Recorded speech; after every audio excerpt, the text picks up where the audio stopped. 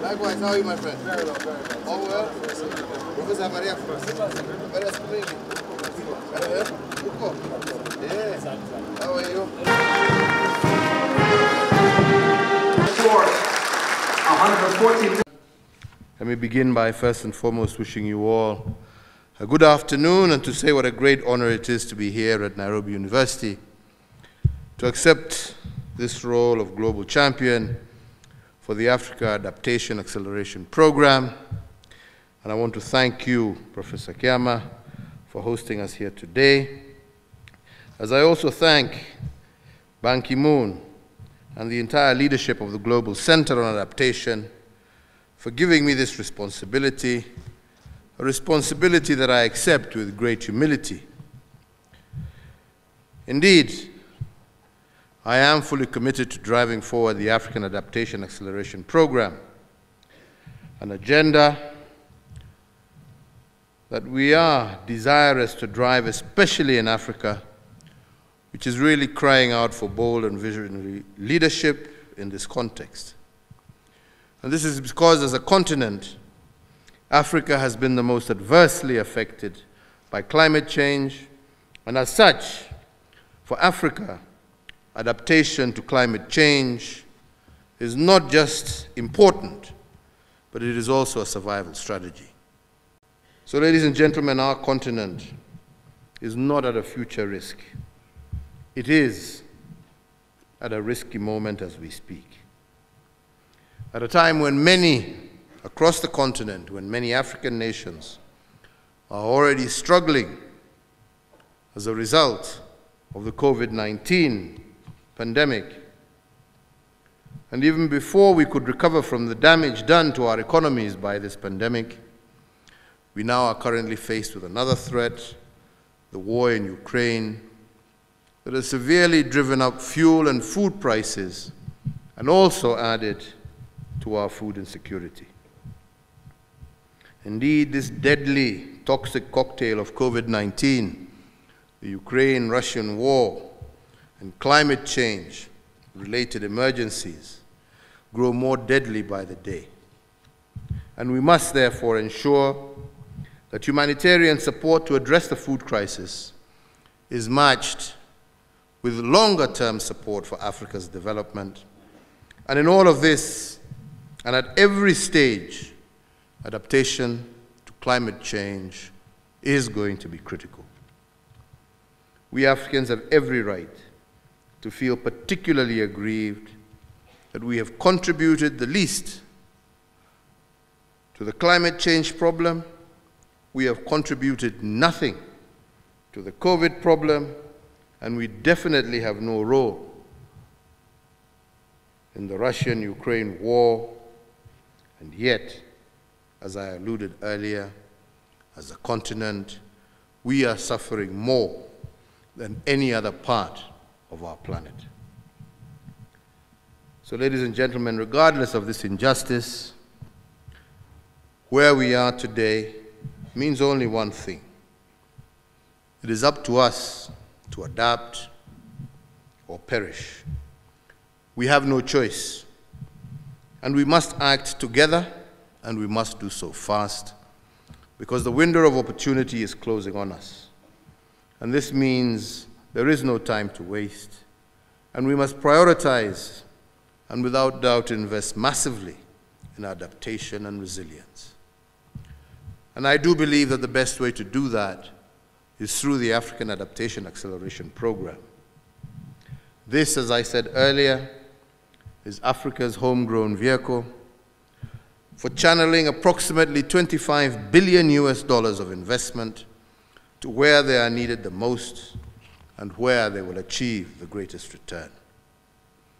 The African Adaptation Acceleration Program is a bold and creative step which takes us in the right direction, and it lays the foundation for economic growth while at the same time reducing the impact of climate shocks.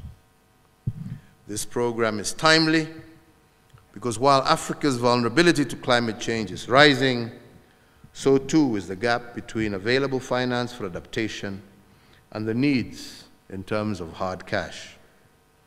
In stark term, indications are that $33 billion is the quantum of financing currently required for adaptation annually, but today only a fraction of that, or just $6 billion is actually available.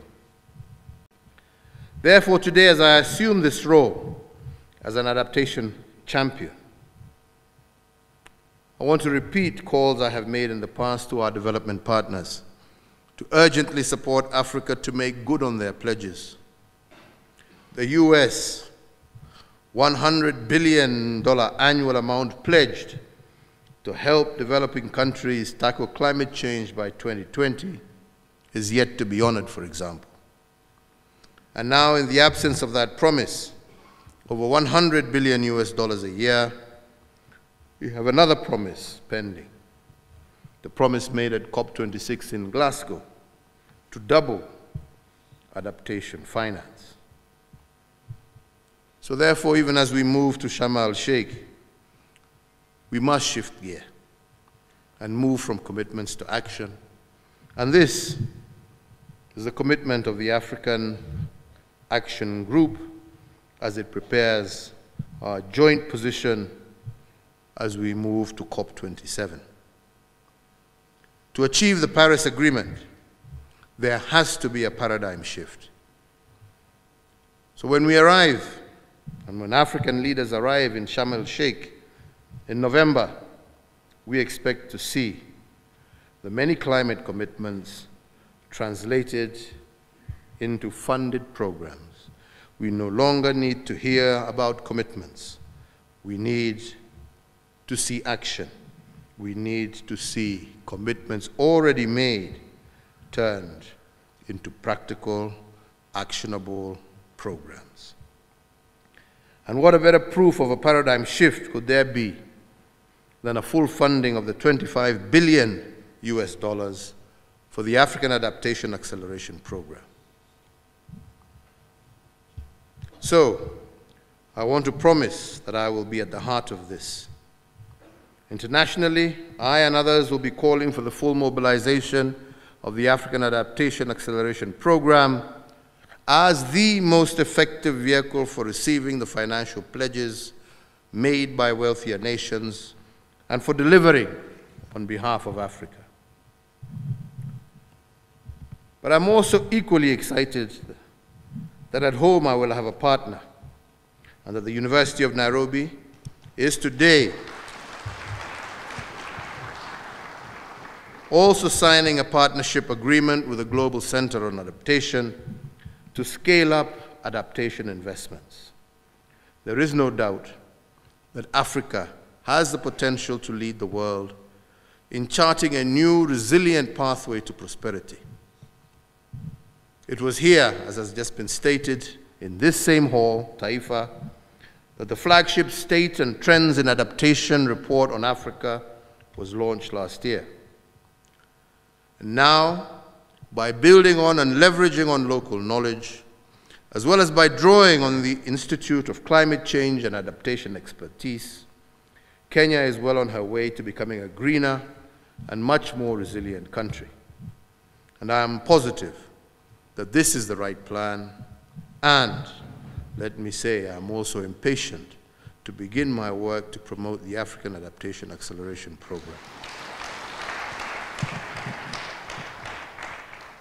I know I speak for many when I say that Africa is not going to wait passively as climate change ravages our continent. We are going to act, but to do so we need our partners to work with us and to walk the talk. I urge our development partners to fully fund the African Adaptation Acceleration Program, and let us together make it a shining example of what we can achieve when we work together. And why is the African Adaptation Program the right plan for us, and why at this time? This is because, as we have all heard, it is a program made in Africa by Africans, which puts our young people at the very heart of the adaptation agenda. As an adaptation champion, I will indeed follow to the call of being the voice of the voiceless Africans who are crying out for a climate-resilient and prosperous future. Ladies and gentlemen, none of us need to look very far to see that climate change is an existential threat to every single country on the African continent. And it is not just a distant threat. We are living and experiencing this threat, and we are currently in the eye of the storm. For 3 consecutive years, for example, poor rainy seasons in Kenya, in Ethiopia, and Somalia have forced us to face the worst drought in over 40 years.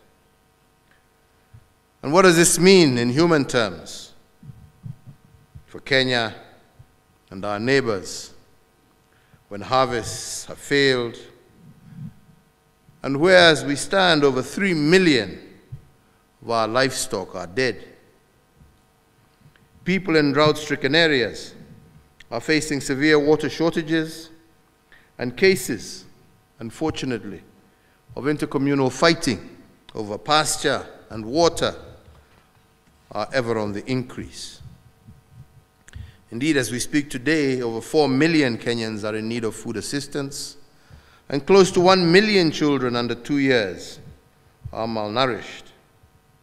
Across the entire Horn of Africa, 20 million, and of these 6 million of them are children, are severely food insecure. Extreme weather conditions, such as the ongoing drought in the Horn, or to use another example, the devastating floods in southern Africa and South Sudan, will, if not checked, completely retard Africa's progress. As I have said before, these crises precipitate huge economic losses, estimated by some to be approximately 3% of GDP for our continent in the medium term. But unfortunately, they also threaten peaceful coexistence and leads to inter-community conflict as well as displacement as people relocate in search of pasture and food. Equally worrisome is that malnutrition, driven by food insecurity, has long-term and intergenerational consequences. Your Excellency, it's a great day for Kenya and Kenyans. It's a great day for the East African Community region, and it is a great day for Africa. It's a great day for the fight against climate crisis, because yes, indeed, it is a crisis, an emergency. It's not just climate change. There is shortage of champions, and the need for champions is obvious. Your Excellency, today's event to recognize and appreciate you, your role in spearheading the fight against the climate crisis, both here and globally. Your Excellency, I speak for myself and my colleagues, and I remember, if you would permit me just to say one thing. I remember in 2018, when you announced your big 4 agenda items: manufacturing, food and nutrition security, affordable housing, and universal. And I asked the question, Your Excellency, but where is the environment in this? And your answer still rings in my ears, so very profound. And it really defines this moment and your leadership. Your answer was, but environment is not another pillar. It's not the 5th pillar. It is the foundation. It is a bedrock upon which all the 4 and any other that may arise in future are founded upon.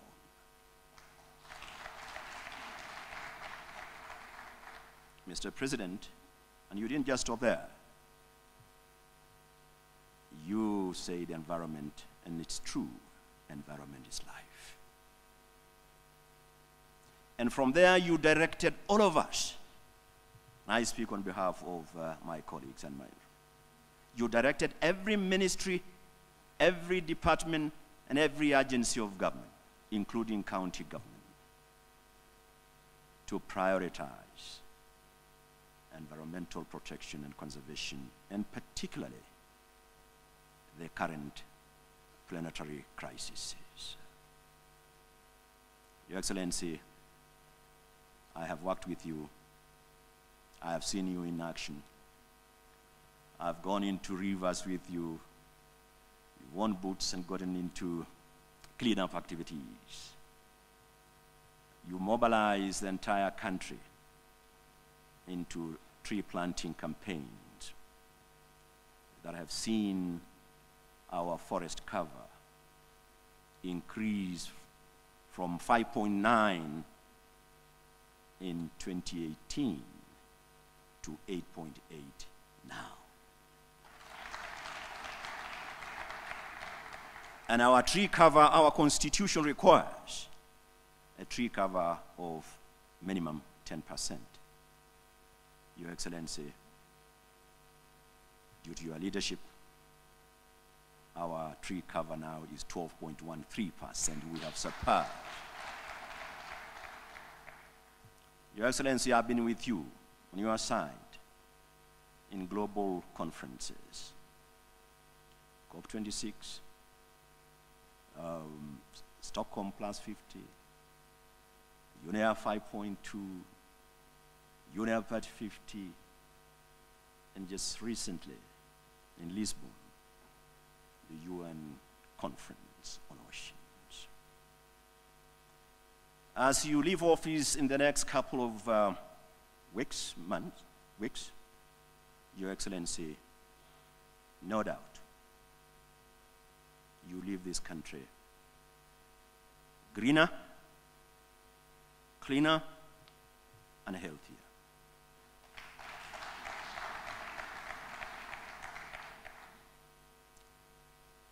You are our green champion. So within your legacy, in there is green legacy. But beyond green legacy, you also a blue legacy, because we have two lungs. We have the green one, compartments, and the blue one. You are our champion. Posterity, and you didn't just do this because you were president. You did it because it was the right thing to do. First, I'd like to commend my brother, President Uhuru Kenyatta, for being a driving force behind the Africa Adaptation Acceleration Program. His strong voice and leadership will inspire others to scale up and accelerate the actions required to adapt to climate change. As an eminent international statesman, President Kenyatta's leadership on this issue is much appreciated and is a powerful example to others. His engagement on climate change adaptation has been recognized at the local level, the national level, and by the wider international community. Geography and socioeconomic conditions make Africa particularly vulnerable to climate change.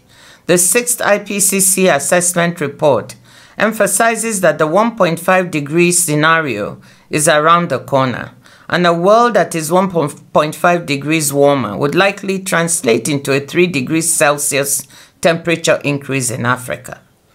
For future incomes, security, nutrition, and health, adapting to climate change will be critical for the continent and its people.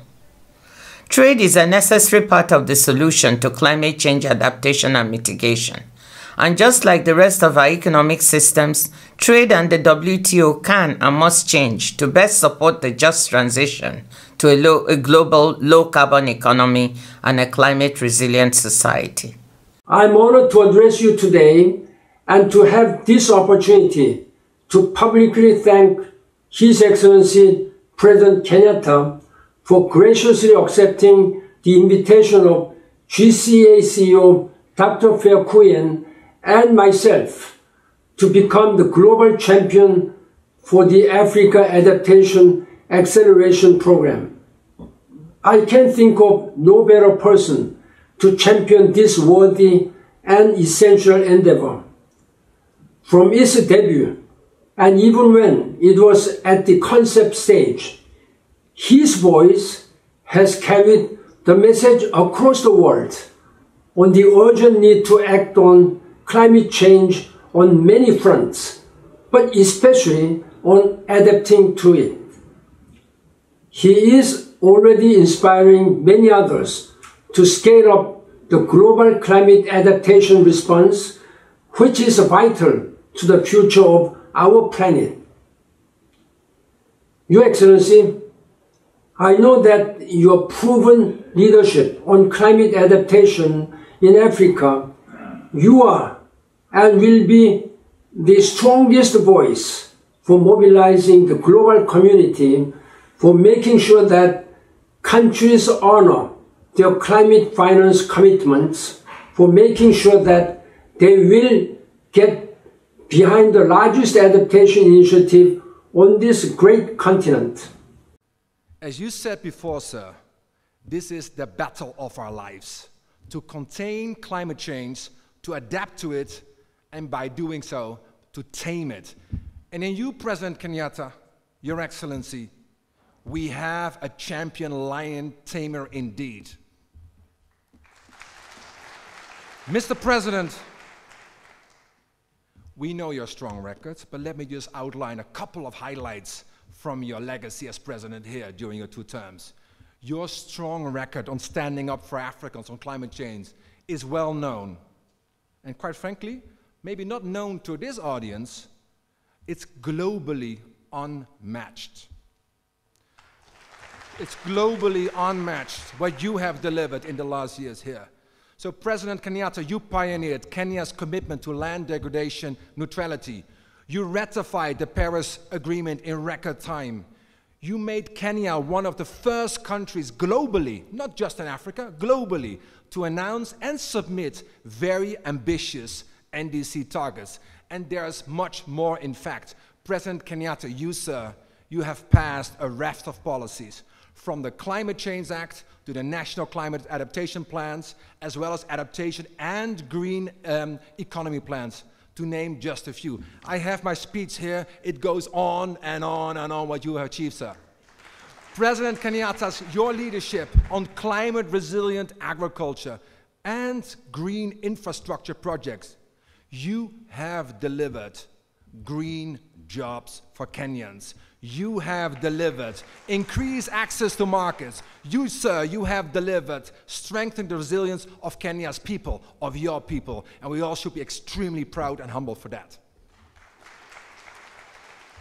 This is why I'm, Mr. President, I'm not only optimistic, but I'm also more determined than ever about the path ahead of us. Because I know that with the AAAP, we have a roadmap that delivers, and with you, sir, we have finally found a global champion to drive this agenda, not just for Africa, but for the world. I'm therefore, Mr. President, yes, I'm optimistic, but that doesn't mean I'm complacent, that doesn't mean I'm naive about the challenges that lie before us. We spoke about it before. The war in Ukraine has created a global food, fuel, and fiscal crisis that will have deep and far-reaching consequences for Africa's people and economies for many years to come. So we all know the storm clouds, they're gathering. Africa will continue to suffer disproportionately in the world because of the climate crisis if we don't act. And a crisis, as you said, Mr. President, a crisis which you did not cause. So let us not forget, Africa is still recovering from the economic consequences of the COVID crisis. And if COVID taught us anything, it is that nobody is safe until we're all safe. And this same truth also applies with the same certainty to our changing climate and the need to adapt to it. Not tomorrow, not next week, not next month or next year, today. And as President Kenyatta, as you has taught us, in fact, as you, sir, as you taught the world, investing in climate adaptation, as you have done, is not only the moral right thing to do, it is the economic smartest thing to do, because every dollar, every pound, every euro, every Kenyan shilling invested in climate adaptation has a much higher return on investment. It's simply smart economics.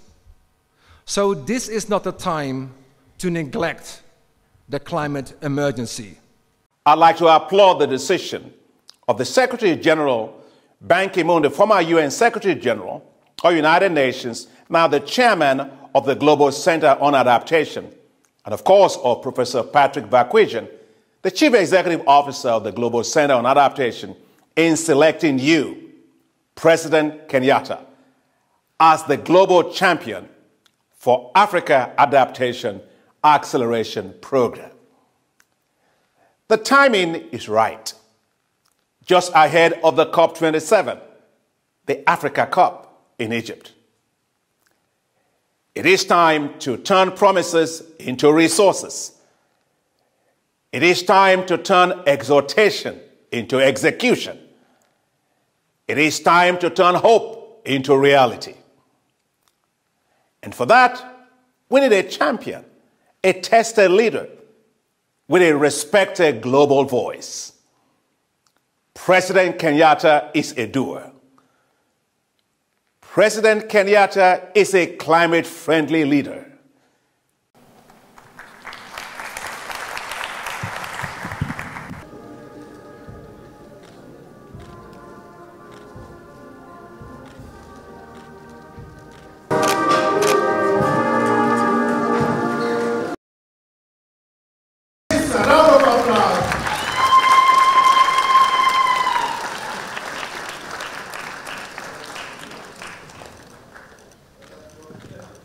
Thank you.